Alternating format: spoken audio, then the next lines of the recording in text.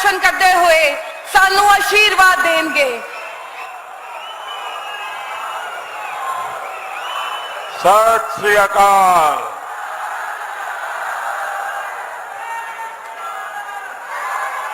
मैं बहुत खुशकिस्मत रहा कि श्री गुरु तेग बहादुर जी ये पावन चरण छो स्थान अते श्री काली माता जी दे पावन स्थान पटियाला तो मैनू अपने पंजाब दौरे की शुरुआत करने का मौका मिलिया है।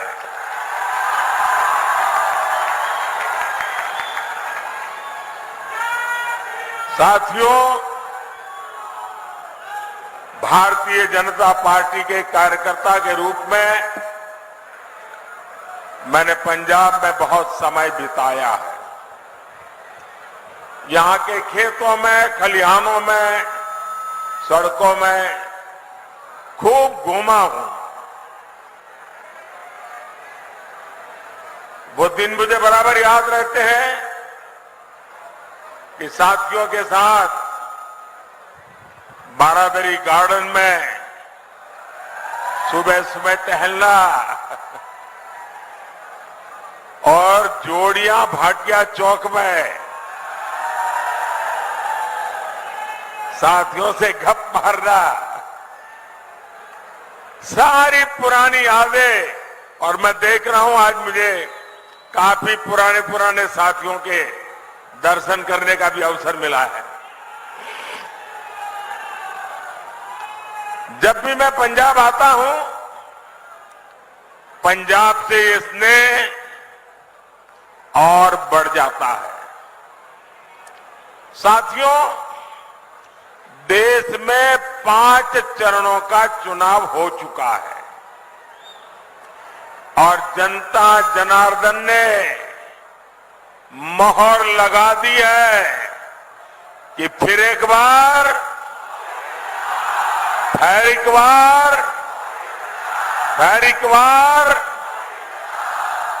पंजाब भी अच्छे से जानता है कि उसे अपना वोट बेकार नहीं करना है। और आप तो जानते हैं, वोट उसे दीजिए जो सरकार बनाए, वोट उसे दीजिए जो विकसित पंजाब बनाने के लिए प्रतिबद्ध हो, जो विकसित भारत बनाने का संकल्प लेकर चला हो। और इसके लिए जरूरी है फिर एक बार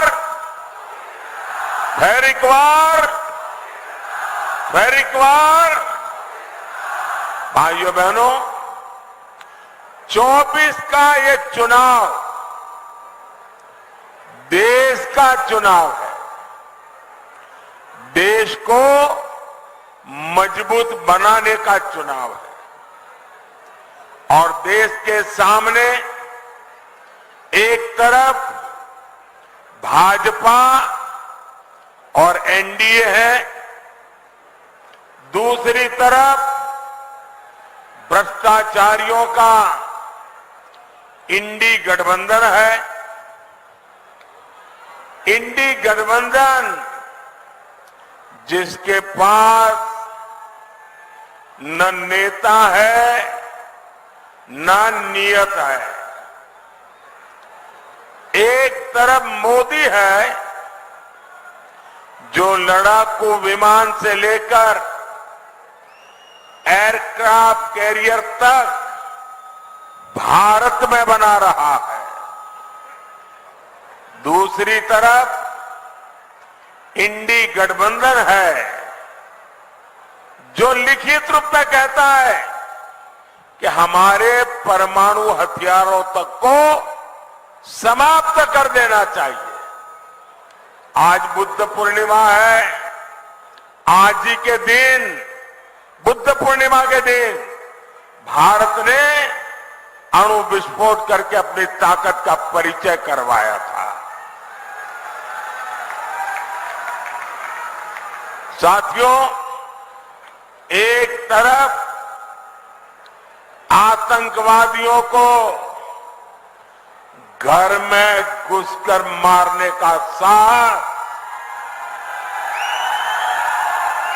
दूसरी तरफ इंडी वाले हैं जो आतंकवादियों के एनकाउंटर पर आंसू बहाते हैं।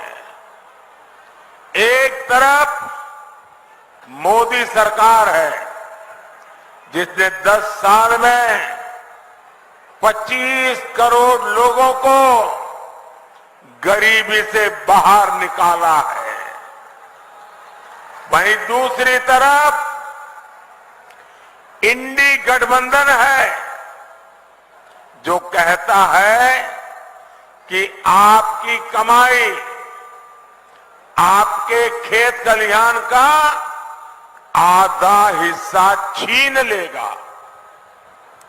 इंडी गठबंधन समाज को, देश को बांटना चाहता है, लेकिन मोदी भारत को विकसित भारत बनाना चाहता है। और इसलिए मैं आज पंजाब की धरती पर पंजाब के मेरे भाई बहनों से मैं आज आशीर्वाद मांगने आया हूं। गुरुओं की भूमि पर सर झुका करके आशीर्वाद मांगने के लिए आया हूं। भाई और बहनों, राष्ट्र रक्षा हो, आस्था और संस्कृति की रक्षा हो, या फिर देश का विकास, पंजाब ने, सिख समाज ने हमेशा आगे बढ़कर काम किया है। यहां के लोगों ने खेती से लेकर, लेकिन साथियों, कट्टर भ्रष्टाचारियों ने पंजाब का क्या हाल बना दिया। यहां से उद्योग कारोबार पलायन कर रहा है और ड्रग्स का, नशे का कारोबार फल फूल रहा है। यहां राज्य सरकार का हुक्म नहीं चलता। यहां रेत खनन mafia, drug mafia, shooter gang की मनमानी चलती है। पूरी सरकार कर्ज पर चल रही है। सारे मंत्री संतरी मौज कर रहे हैं और जो कागजी सीएम है उन्हें दिल्ली दरबार में हाजिरी लगाने से ही फुर्सत नहीं है। क्या ऐसे लोग पंजाब का विकास कर सकते हैं?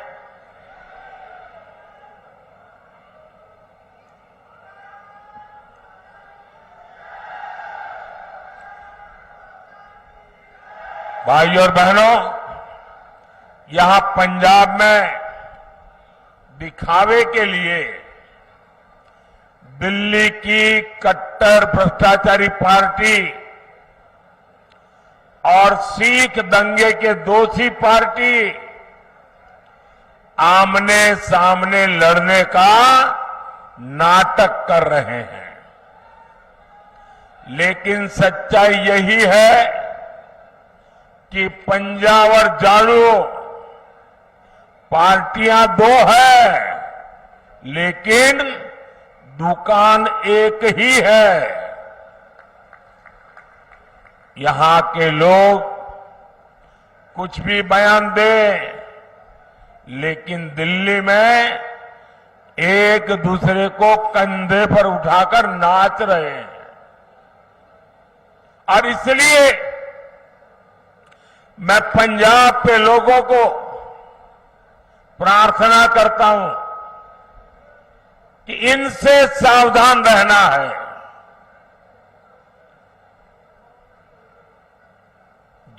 जिसको वो अपना गुरु मानते थे, वो अन्ना साहब हजारे के साथ भी जो धोखा कर सकते हैं,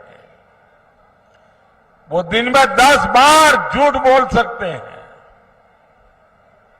ऐसे लोग न पंजाब का भला कर सकते हैं, न आपके बच्चों के भविष्य के लिए कुछ देख करके जा सकते हैं।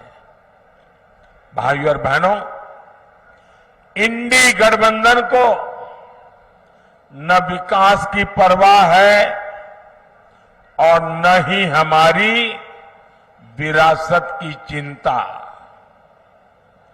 आजादी के बाद दूसरे दिन ही अयोध्या में राम मंदिर बन जाना चाहिए था, लेकिन कांग्रेस ने मंदिर का निर्माण रोका। अब जब मंदिर बन गया तो ये मंदिर को गालियां दे रहे हैं। आज दुनिया भर से श्रद्धालु अयोध्या पहुंच रहे हैं और उनका स्वागत महर्षि वाल्मीकि के नाम पर बना हवाई अड्डा करता है।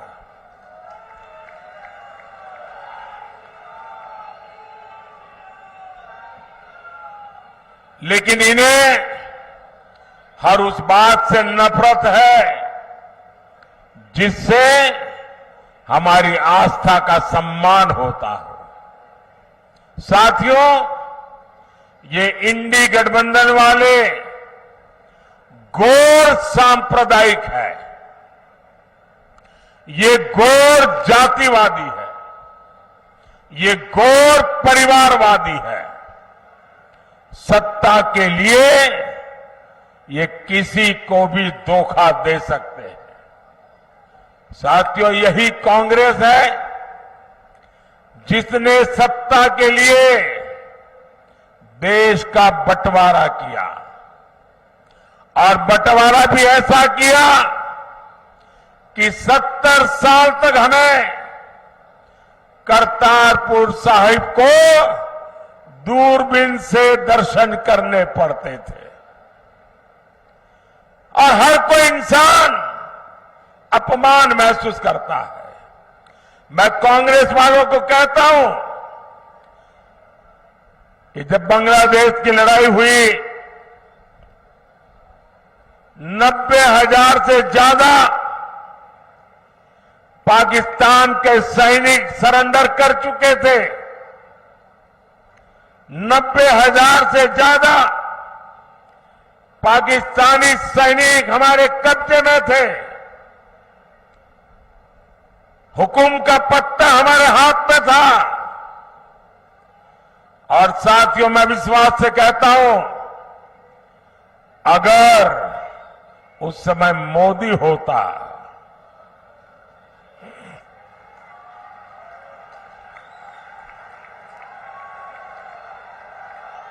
अगर उस समय मोदी होता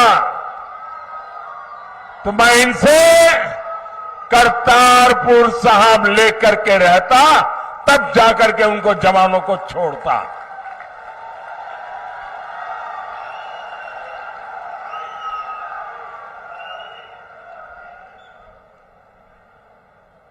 वो तो नहीं कर पाए, लेकिन मुझसे जितनी सेवा हो सकी, क्योंकि गुरुओं की सेवा इससे बड़ा कोई धन भाग्य नहीं होता है। आज करतारपुर साहिब कॉरिडोर आपके सामने है। हमारे सभी श्रद्धालु गर्व के साथ वहां जाते हैं। साथियों, हमारी सरकार ने लंगर को टैक्स से मुक्त किया। ये पहले भी ये सरकारें कर सकती थी। पहले हरमंदिर साहब में विदेशों से भक्त चंदा नहीं दे पाते थे। बार बार यहां से मांग उठती थी। दिल्ली में बैठी हुई सरकारें सुनने को तैयार नहीं थी। ये मोदी ने आकर के इसके नियमों में छूट दी और आज हमारे हरमिंदर साहब की सेवा दुनिया के किसी भी कोने में रहकर कोई कर सकता है। श्री फतेहगढ़ साहिब तो साहबजादे के शौर्य और शहादत का साक्षी रहा है। ये मोदी सरकार है जिसने साहबजादों के शौर्य के लिए समर्पित वीर बाल दिवस घोषित किया। और कुछ लोगों को समझ नहीं आ रहा है कि वीर बाल दिवस घोषित करने का मतलब क्या होता है। मुझे दुख है कि पंजाब में भी ऐसे लोग हैं जिनको इसकी कोई समझ नहीं है। पंजाब के अंदर इस महान त्याग तपस्या के लिए मैं पंजाब में रहा हूं। कई दिनों तक हमारी माताएं बहनें, हमारा परिवार व्रत रखता है, जमीन पे सोता है। कितना महत्वपूर्ण श्रद्धा का विषय है। लेकिन हिंदुस्तान में केरल में जाइए, उनको कुछ पता नहीं। तमिलनाडु में जाइए, कुछ पता नहीं। आसाम में जाइए, कुछ पता नहीं। इतना बड़ा त्याग और बलिदान और मेरे देश के लोगों को पता नहीं है। ये मुझे बहुत खटकता था। मैं चाहता हूं हिंदुस्तान के हर बच्चे के दिल दिमाग में साहबजादों का बलिदान हमेशा हमेशा रहना चाहिए। किसी भी बालक मन के लिए इससे बड़ी कोई प्रेरणा नहीं हो सकती। और इसलिए हमने वीर बाल दिवस के रूप में पूरे हिंदुस्तान में हर स्कूल, कॉलेज, गांव कार्यक्रम करने की परंपरा खड़ी की है। अगर पंजाब के लोग भी इस काम को न समझ पाए तो इससे बड़ा चिंता का विषय क्या हो सकता है। आपको याद होगा अफगानिस्तान में हमारे सिख परिवार संकट में थे। हम सभी को सुरक्षित वापस लाए। हम गुरु ग्रंथ साहब के स्वरूपों को भी अदब के साथ मेरा मंत्री जाके सर पे सम्मान के साथ लेकर के आया। साथियों, ये प्रधानमंत्री की बात छोड़ दीजिए, मेरा तो आपसे खून का नाता है। गुरु गोविंद सिंह जी के जो पहले पंच प्यारे थे उसमें मेरा एक द्वारिका का पंच प्यारों में था जी। मेरा आपसे खून का रिश्ता है। इतना ही नहीं, आज अगर जामनगर में जाएंगे तो वहां जो सबसे बड़ा अस्पताल है वो गुरु गोविंद सिंह जी के नाम पर है, जिस जामनगर जिले में द्वारिका पड़ता है। लेकिन आप तक ये सत्य पहुंचाया नहीं जाता है। आपको जान करके खुशी होगी और कभी फुर्सत मिले तो लखपत जाके आना। गुरु नानक साहब वहां विश्राम किया था। वो गुरुद्वारा भूकंप के अंदर क्षतिग्रस्त हो गया, करीब करीब ध्वस्त हो गया। मैं मुख्यमंत्री था। मैंने कहा मुझे वैसा ही गुरुद्वारा बनाना है जो गुरु नानक देव जी के समय के साथ। अब मेरे पास उसके लिए बनाने वाले लोग नहीं थे।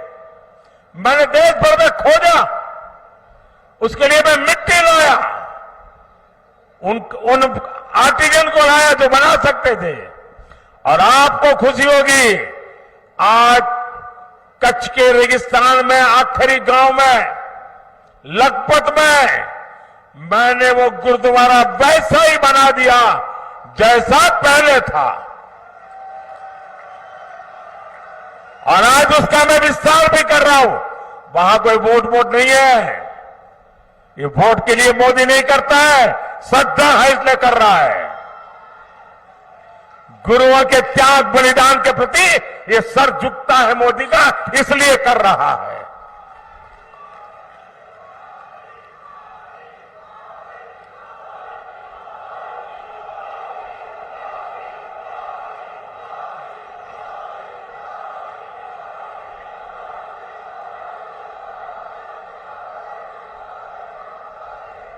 सबका साथ, सबका विकास की यही भावना बीजेपी एनडीए की पहचान है। भाई और बहनों, इंडी गठबंधन वालों के लिए अपने वोट बैंक का तुष्टीकरण ही सबसे बड़ा लक्ष्य है। बंटवारे से पीड़ित दलित भाई बहनों को, सिख भाई बहनों को मोदी भारत की नागरिकता दे रहा है। आप सोचिए, आजादी के इतने साल हुए, मेरे सैकड़ों सिख परिवार है जिनको नागरिकता नहीं दी गई, और आप थोकबंद वोट देते रहे। क्या पाया आप लोगों ने? सोचिए, साफ साफ बात करने वाला कोई मिलेगा नहीं आपको। और इसलिए आज मैं कह रहा हूं, ये लोग सीए का विरोध करते हैं। अगर सीए का विरोध करेंगे तो मेरे सिख भाई बहन जो पाकिस्तान में, बांग्लादेश में, अन्य देशों में प्रताड़ित होते हैं, वापस आते हैं, कौन संभालेगा उनको?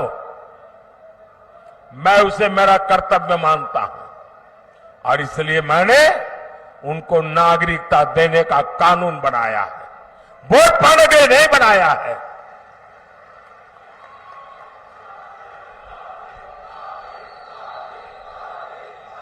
और ये इंडिया अलायंस वाले देख लीजिए, सीए के नाम पर दंगे कराए और ये आज भी कह रहे हैं कि वो वापस आएंगे तो सीए को खत्म कर देंगे।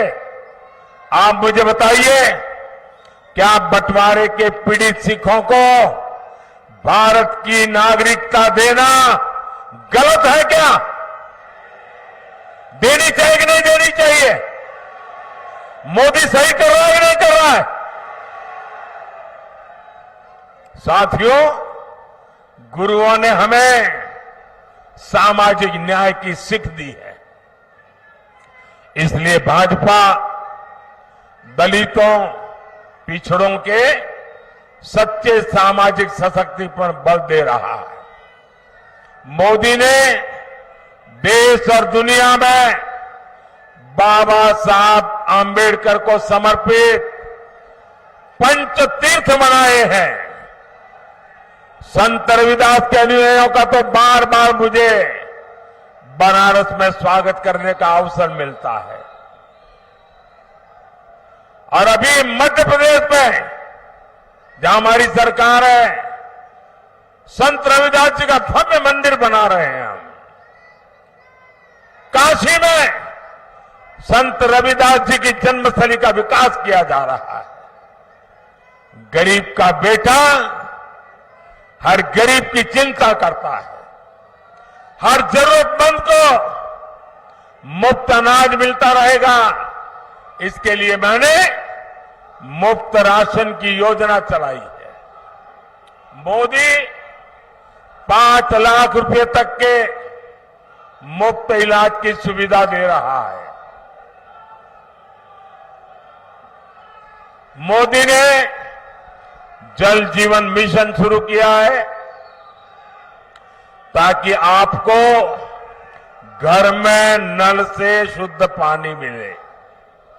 इससे प्रदूषित पानी से होने वाली अनेक घातक बीमारियों से हम बच पाएंगे। साथियों, पंजाब को 5 नदियों का आशीर्वाद मिला है। यहां के किसान मिट्टी से सोना पैदा करते हैं, लेकिन इंडिया वाले किसानों से भी झूठ बोलते हैं। इन्होंने किसानों से एक वायदा किया, पूरा नहीं किया है। ये भाजपा है जो किसान कल्याण को प्राथमिकता देती है। बीते 10 साल में पंजाब से गेहूं और धान की रिकॉर्ड खरीदी हुई है।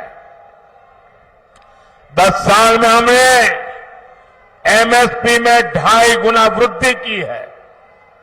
यहां पंजाब के हर किसान को पीएम किसान सम्मान निधि के करीब 30,000 रुपये, एक किसान को 30,000 रुपये मिल चुके हैं। केमिकल खेती से धरती मां को बचाने के लिए हमारी सरकार नेचुरल फार्मिंग पर जोर दे रही है। साथियों, भारत तभी विकसित होगा जब पटियाला जैसा हमारा सेंटर विकसित होंगे।